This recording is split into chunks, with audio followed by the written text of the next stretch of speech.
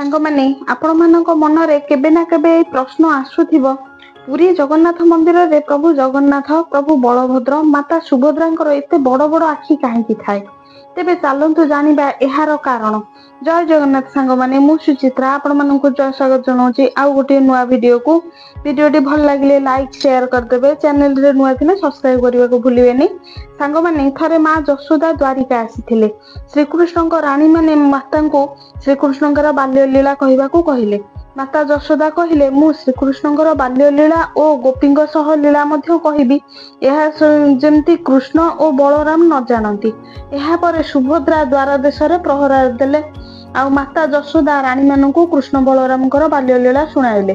ଶ୍ରୀକୃଷ୍ଣଙ୍କର ବାଲ୍ୟ ଲୀଳା ଶୁଣି ସମସ୍ତେ ଭାବ ବିହ୍ୱଳ ହୋଇଗଲେ।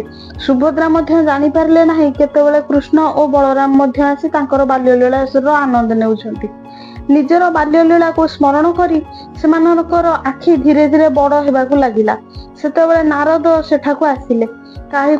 କାହାର ଆସିବା ଶବ୍ଦ ଶୁଣି ମାତା ଯଶୋଦା ତାଙ୍କର କଥା ବନ୍ଦ କରିଦେଲେ। ନାରଦ ଭଗବାନ କୃଷ୍ଣ, ବଳରାମ ଓ ସୁଭଦ୍ରାଙ୍କର ଏମିତି ରୂପ ଦେଖି ମୋହିତ ହୋଇଗଲେ ଆଉ କହିଲେ କି, ପ୍ରଭୁ ଆପଣମାନେ ଏମିତି ରୂପରେ ସବୁ ଭକ୍ତମାନଙ୍କୁ ଦର୍ଶନ ଦିଅନ୍ତୁ।